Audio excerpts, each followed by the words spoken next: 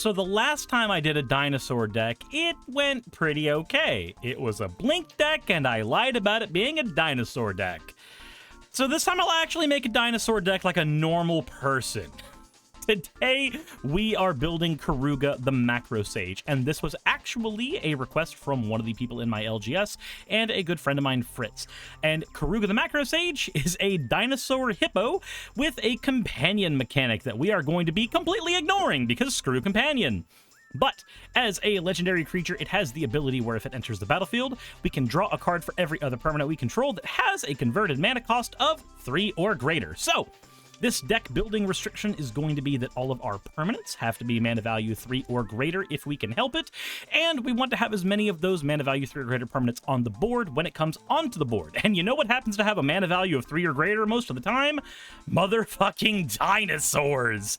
So, let's start with the exciting part. Let's talk about the big dinos of the deck. We have 9 main dinosaurs that are just here to be big stompy dudes, starting with the Nurturing Bristleback, a 7-mana 5/5 dinosaur that has forest cycling, so we can use it for land fixing. And it enters the battlefield, creating a 3/3 dinosaur token to go with it. So we pay 7 mana to get 8 power and toughness worth of dinosaurs, which is perfectly reasonable as a return rate. Then we have Marauding Brinefang. It's got island cycling and ward 3, and is also a 6/7 dinosaur. A harder dinosaur to deal with because of the ward, and of course, the ability to land fix ourselves is also greatly appreciated. Then we have Colossal Dreadmaw, because you knew he had to be in here. Colossal Dreadmaw is the quintessential big stompy dude. Trample 6/6 mana. He is what you would say not a great dinosaur, but you will see that he is wonderful in this build. Then we have his brother, the Phantasmal Dreadmaw. When it becomes the target of a spell or ability, sacrifice it, but otherwise it is a 6/6 with trample that we can get for 4 mana.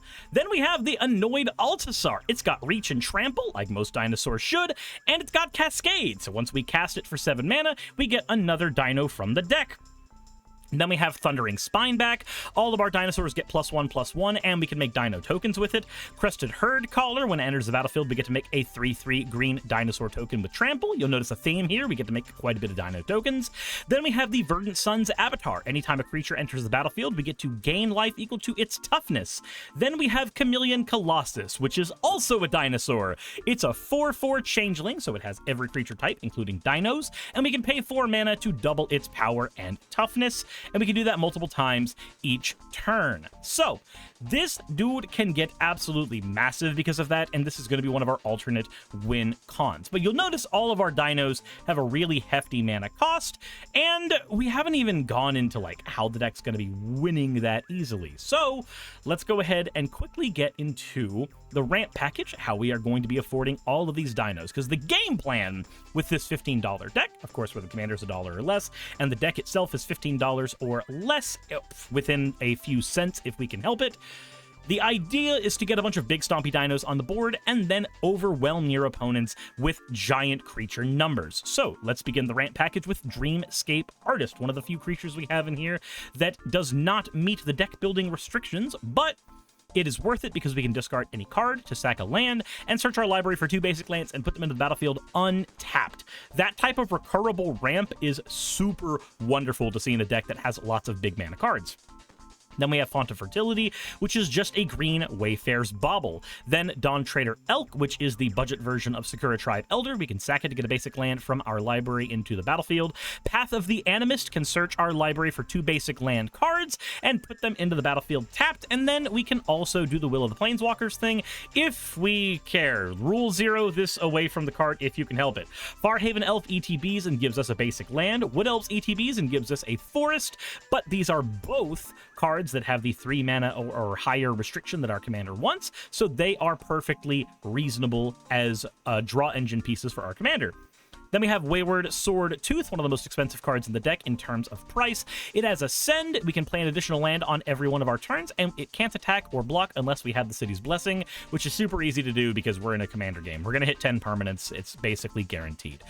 And then we have the Regal Behemoth. It's got Trample. It's 5/5. When it enters the battlefield, you become the Monarch, and if you tap a land for mana while you're the Monarch, add an additional mana of any one color. So That gives us another huge, like, just a mana doubler we have for 37 cents. That's amazing.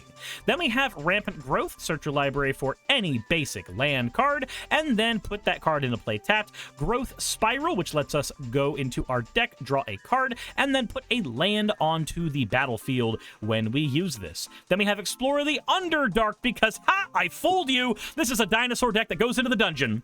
Search your library for up to 2 basic lands or gates, put them into the battlefield tapped, then shuffle, then take the initiative.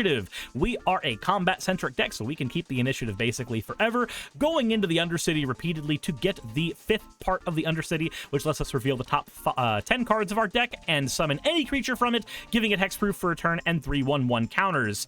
That's cheating out gigantic dinosaurs. Speaking of that, Sarvek's Tome, this gives us the initiative when it enters the battlefield. It gives us 1 mana when we tap it, but if we have the initiative, it gives us 2 mana, and we can pay 3 to tap it, exile cards from the top of our library until we hit a non-land card, and then cast that card without paying its mana cost if we have completed a dungeon. So all of our big mana dinosaurs can just be cheated out with this absolutely nutters busted card, and it's because we have the initiative, of course.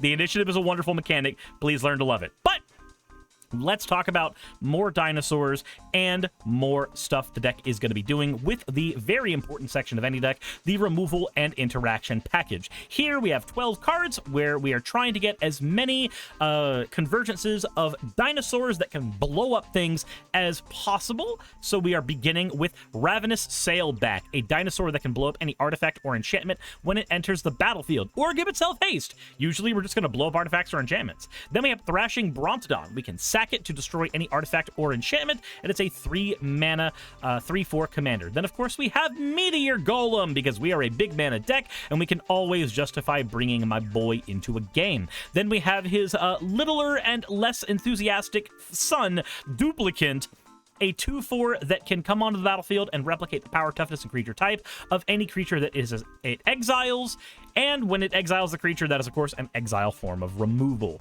Then we have Death Gorge Scavenger. When it enters the battlefield or attacks, exile any card from a graveyard. If a creature is exiled this way, you gain 2 life. If a non-creature is exiled this way, we get 1/1 until end of turn. So recurable graveyard stoppage is very, very good. Speaking of dinos that do things for us that we want, we have Territorial Allosaurus. The Territorial Allosaurus is a 5/5 for 4, but if we pay the kicker cost, it is now a removal spell on top of being a 5/5 for 4, because it will fight any creature when it enters the battlefield. Another dinosaur that will blow up things for us is Masked Vandal, a changeling that enters the battlefield and exiles any card from our graveyard, and if we do, we can target any artifact or enchantment an opponent controls and blow it up. Sorry, exile a creature card, not any card. Then we have Decisive Denial, a wonderful counter spell. Counter any non-creature spell unless its controller pays 3, but we can also use this as a fight spell. Our dinos are guaranteed to be bigger than most things on the board, so just make them fight. Then we have Negate, counter any non-creature spell, return to nature, kill an artifact, enchantment, or exile a card from a graveyard. Resculpt, instant speed removal that can get rid of an artifact or a creature with the exile clause. And then finally, Frilled Mystic. Not a dinosaur, but we are going to abuse the hell out of this. It is a 3/2 with flash. When it enters the battlefield, we can counter any spell. Now, that seems perfectly normal and reasonable until you see what our next package is. The next thing we got to talk about is how we're going to be abusing this. This is our Blink package, 8 cards dedicated to recycling certain abilities in our deck, starting with Karuga. So Karuga's ability is an enter the battlefield ability. That's when he draws us a card for every permanent we control with mana value of 3 or greater. Since we have so many dinosaurs, it's very easy for us to have these permanents. The deck actually has 39 creatures, 17 of which being dedicated dinosaurs, and 10 of which being shapeshifters that then hold the title of honorary dinosaur as well. So, how are we going to be abusing the ETB of our dinosaurs that have ETB effects, and our counter spells that are on ETB, and Karuga himself that has a draw engine seeped in Enter the Battlefield triggers?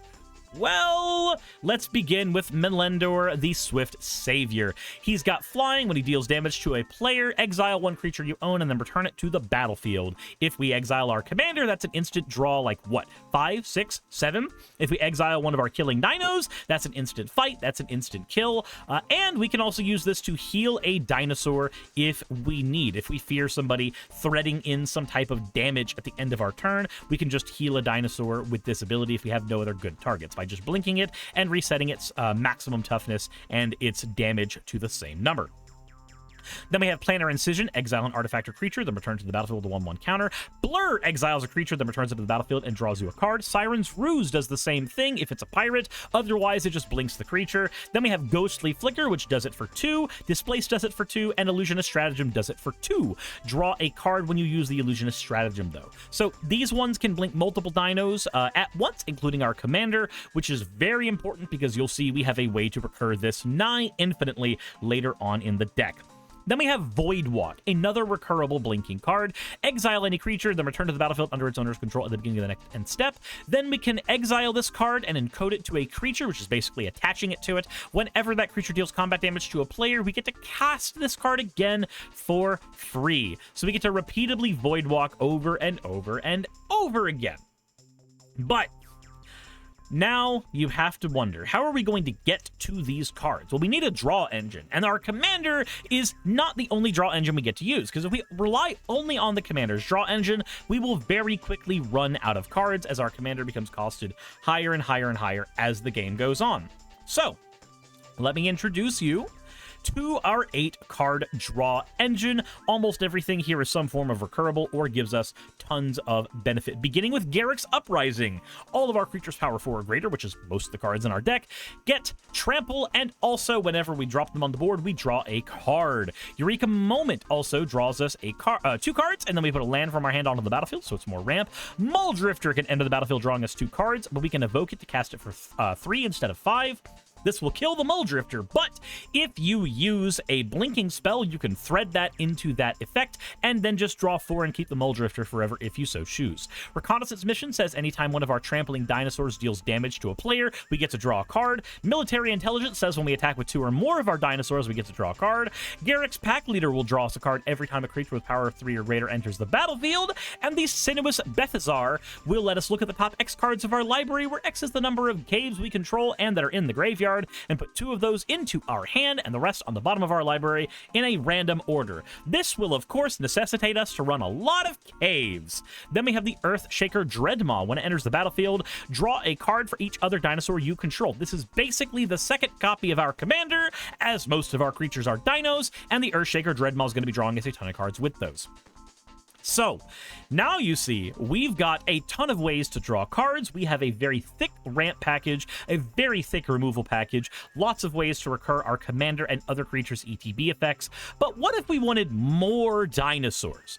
Well, let's go ahead and call those dinosaurs clones, beginning with, of course, Clone himself. He can ETB as a copy of any creature on the battlefield. Vesuvian Shapeshifter can do the same thing, but for 5 mana. Undercover Operative can do the same thing for 4 mana, but it does it with a shield counter. Body Double can enter as a copy of any creature in any graveyard, including our dinosaurs. Vizier of Many Faces attaches Embalm to this ability, so we can get it twice. Hulking Metalmorph gives us a 3/3 copy of a dinosaur, a little smaller, unless we pay 9, in which case we get a 7/7 copy of a dinosaur. So we can use this to make a small version of a big dino or a big version of a small dino. Your pick.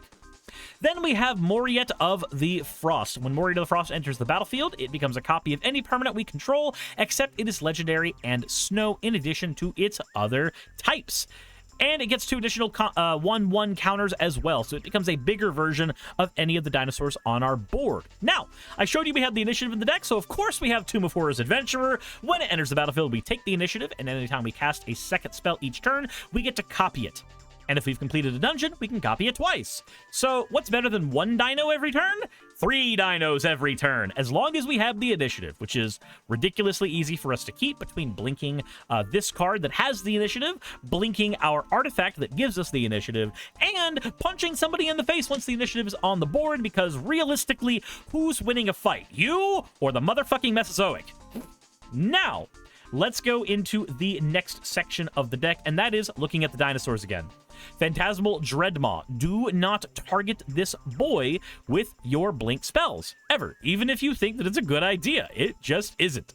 I'm kidding. We're not talking about the dinos anymore. We are going over to the recursion section, beginning with Once and Future, an instant speed recursion card that says that you put any card from your graveyard to your hand and then another on top of your library, unless you use 3 green mana, in which case you can put both of those into our hand and then exile the Once and Future.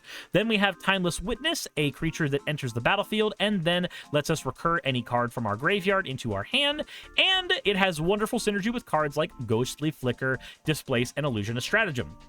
For those who don't know, if you cast one of these cards on the Timeless Witness, you will be able to blink it and another card, and the card will be in the graveyard for the Timeless Witness to target, so that you can keep getting this ability over and over and over again. Use this to repeatedly blink things like Frilled Mystic, so you have constant counterspelling. Cards like Meteor Golem, so you have constant removal. Cards like Duplicate, so you can get rid of nasty cards that have exile. You can use this to recur all kinds of stuff in this deck. Ravenous Sailback really likes being recurred this way, because every single time he blinks, he will destroy an artifact or enchantment. The Death Gorge Scavenger, every time it blinks, will exile a card from a graveyard. Duplicate will exile a card from a person's field. All these cards enjoy being recurred, and of course, our commander loves it as well. But we still need to be able to get in there, and sometimes dinosaurs don't hit big enough. So we have 2 main win cons in the deck that will aid our dinosaurs in winning the game. First of all is End-Raise Forerunners. We give all of our creatures 2/2 Vigilance and Trample until end of turn. And of course, the End-Raise Forerunners itself has 7/7 Vigilance, Trample, and Haste. Once you've got 4 or 5 dinos on the board, drop this on the board, make all the dinos have big stompy numbers, and then punch somebody in the schnoggin over and over again until they are dead. If you don't have enough numbers, blink the End-Raise Forerunners and get more numbers. If the End-Raise Forerunners is on the board and you need to kill another player after the first one was eliminated, blink the End-Raise Forerunners to get the numbers. No matter how many times you blink the End-Raise Forerunners, they will always be there giving you all kinds of value. Then we have Levitation. All of our creatures get flying, so what's better than a creature that has Trample and is giant and draws us cards? A creature that also has wings and gets over all of our opponents' well-placed ways of stopping us from hitting them in the nose. But I did mention that we had one dinosaur who cares about cave count. So let's go ahead and quickly talk about our mana base before we move into upgrades. And that is our 9-card Caves base. Beginning with Captivating Cave, a come in and play untapped cave that can either filter for 1 mana of any color, sack itself to put 2/1/1 counters on a creature, or just tap for colorless. Hidden Cataract and Hidden Nursery are ways that we can get any card from our deck that is mana value 4 or less onto the battlefield by just using these cards as sack outlets, and they are absolutely wonderful if you have not played them. The ability to basically cascade on a land is a fantastic ability that should not go overlooked in a mana base that really likes having lots and lots of lands. Promising Vein is, of course, our usual go-to cave, as it lets us search for any basic land card and put it on the battlefield tapped. Volatile Fault is an untapped land that we can sacrifice it to blow up any non-basic land an opponent controls, and then they can search their library for a basic land, put it on the board, and then we get a treasure token. Yes, there are better versions of this specific kind of effect, but I think this is a wonderful version of the effect for us because we have the cave count with it. Forgotten Monument is another cave that says all of our other caves can now tap for Omni mana as pain lands. Cavernous Maw can tap for colorless, or we can pay 2 to make it become an elemental creature until end of turn, which I don't think we're ever going to really need to do. Then we have Pit of Offerings. It comes into the battlefield tapped, but when it enters the battlefield, we get to exile 3 cards from any graveyard. This is Budget Bajukabog that everybody gets access to, so it should probably be ran in more decks, let's be honest. Then we can also tap it to add 1 mana of any of the exiled cards' colors. So we can exile any cards from our graveyard to get our mana colors for the deck, or we can get mana value from any other person's graveyard if they're running similar colors to us, or we can just tell the reanimator player to stop playing Magic. Then we have Sunken Citadel. As it enters the battlefield, we choose a color, add 1 mana of that chosen color, or add 2 mana of that color only to activate the abilities of land sources, which leads me to the best land sources to abuse with this ability, Myriad Landscape and Litjara Mirror Lake. Myriad Landscape can tap for 1 mana, or you can pay 2 and sack it to get 2 lands out of your deck onto the battlefield tapped. Littjara Mirror Lake can allow us to clone any of our dinosaurs, giving it an additional 1/1 counter when we do so. And of course, having a cave that can just pay for a chunk of that mana very easily is absolutely wonderful and speeds these guys up quite a lot. We have 1 dual land in the deck only, and that is a Tangled Islet, because this card is searchable, of course, with our Wood Elves. It is a wonderful, wonderful thing to be able to get this thing on the board very, very early, and it smooths out our mana base quite a bit. Now, I technically lied, because there is 1 other dual land. The basic, you know it, it's just a command tower. I'm trying to find where the command... There it is. It's just a command tower. It is the most basic of all dual-style lands we could run in any deck, and it is a very good one for anybody to run. And I literally right now forgot to put it in the deck and just added it in as I was talking. So if that tells you how professional I am, then there you have it. Finally, we have 14 forests and 11 islands for the mana base. So that is the entirety of our dinosaur deck. But we do need to talk about upgrades real quick, because I'm sure there are people who are going to want to upgrade this deck. So let's go ahead and quickly start with the obvious section that needs more dinosaurs in it. The big dino section. Colossal Dreadmaw and Phantasm Dreadmaw can definitely leave the deck in favor of stuff like the new Galta. I would definitely put in both Galta Primal Hunger and the new Galta that just came out that puts all our dinosaurs on the board. I would also put in Nezahal. 100% I would put Nezahal Primal Tide in, because he is a wonderful card to just draw tons of cards with and harass our opponents with. Past that, any other just ginormous stompy boys you can think of that should go in here, I would put in. I would also put in a couple ways to give these big dinos haste. A Concordant Crossroads would do a very good job here. A Crashing Drawbridge would also do a good job here, making sure that our dinos can do their thing constantly. As for the Blink package, add in a Thassa and add in a Conjurer's Closet, and aside from that, I probably would keep most of this the same. Keep Melodor because he's recurrable blink. Keep all the double blinks because they're very important, but certainly swap out things like the Planar Incision, Blur, and Siren's Ruse for a Conjurer's Closet and a Thassa, because even though they do cost a little more, they are recurable, which is super important for a deck like this. As for the clones, I would go for lower mana cost clones like Glasspool Mimic and Mirror Entity, but otherwise I would keep things like Moriette of the Frost and Tomb of Horrors Adventurer. Moriette specifically because, being a changeling, this is actually a dinosaur spell in the hand, so if we end up trying to cast any type of synergies that need dinosaur spells to be cast, this would pull double duty that way. As for the draw engine, I would probably swap out the Reconnaissance Mission and the Military Intelligence for a Tribute to the World Tree and a Guardian Project. Those would be easy ways to gain more draw in the deck, and then an Elemental Bond could be in here as well, though certainly if you start adding in all of these, I would also add in an Eldrazi Titan, the Shuffle Titan specifically, because you want to be able to survive late into the game, and the deck might end up drawing way too many cards very easily. As for the ramp package, Skyshroud Claim would do a wonderful bit of work in here, swapping out things like the Dawn Treader Elk for Sakura Tribe Elder. Adding in cards like Farseek and Nature's Lore would help a ton as well in smoothing out what the deck is trying to do. Recursion, I would add an Eternal Witness on top of the Timeless Witness to double up on that. And as for the interaction package, I'm going to be honest, you probably don't need to touch this package all that much. Maybe add in a Beast Within and swap that card out for, say, the Resculpt or something, but honestly, these are probably the cards I would be using in the non-budget version of the deck as well anyways. The win cons, I might try to fit a Wonder in as well, swap out Wonder for Levitation, and obviously Endray's Forerunners is a budget Craterhoof Behemoth, but let's be honest, everybody's died to a Craterhoof Behemoth at least once. Maybe don't go that route if you're wanting to have the funny haha beak stompy deck as opposed to the one that everybody just hates.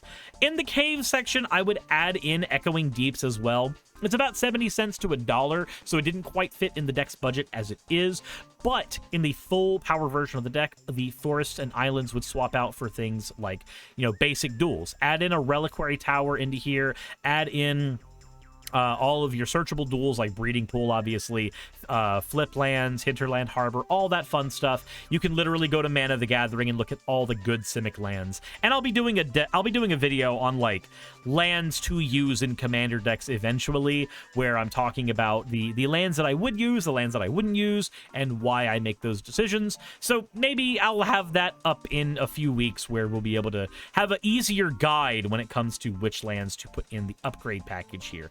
Other than that, I would definitely try to keep the Caves base as thick as possible, because that one dinosaur we have that allows us to use Caves, let me go ahead and look where he's real quick, the Sinuous Benthasar, is basically a dig through time on a dinosaur body that we can blink, which is amazing for the low cost of a penny. So definitely think about increasing the Caves mana base a little bit further if you are wanting to build this deck, as Cave synergies do work very well with the Sinuous Benthasar. I hate to stress how much this card can do for you if our commander is being stopped, because our commander can draw us so many cards in a single turn. It is very likely that a concerted effort will be made to stop our commander from touching the board even once. And there's a ton of infinite combos that happen with this commander anyway, so we have to know that we are going to be the villains at the table when we drop him on the board, because everybody's going to go, oh,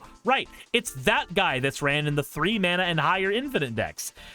Nobody likes seeing him and Deadeye Navigator do their shit, so just recognize that sometimes you're going to have to rely on the secondary draw engines of the deck, like Sinuous Benthasar, and they are very good replacements for our commander's ability. So, as always, everybody, thank you all for watching the video. I hope you enjoyed. I know that the last time I made a dinosaur deck, it was not quite a dinosaur deck. It had like 4 dinos total. This time I wanted to actually stay true and build a budget dinosaur deck that did everything we possibly could want a dinosaur deck to do. Get big stompy creatures out there, give us tons of cards, overwhelm our opponents, and obviously if you end up wanting to make a full power version of the deck, it can do some absolutely nasty things. You could even put an Elvish Piper in there to cheat out dinosaurs constantly. But let me know what you think in the comment section below. Hit the like button if you haven't already, and as always, everybody, insert end of video tagline here. Hey, I just quickly want to give a thank you to all of my wonderful patrons who keep this show running. YouTube and Twitch are a pretty bumpy ride at the best of times, and the stability that Patreon provides me is worth more than I can say here. I'd also like to thank each and every one of my $20 and up patrons here, and they would be Red Joker, Britzkrieg, Cameron, Dren, Jemshin, Smiling DM, Poundini, Mabbity Babbity, Naomi, Isaac, Agamotto, Jordan, Ravi, Giuni, Kiratorian, Prisma, all of you, Sagitt, I'm not saying that part, and Starlight. And finally, thank you to everyone else that helps keep this channel alive. While you're here, why not check out another video? And thank you for watching.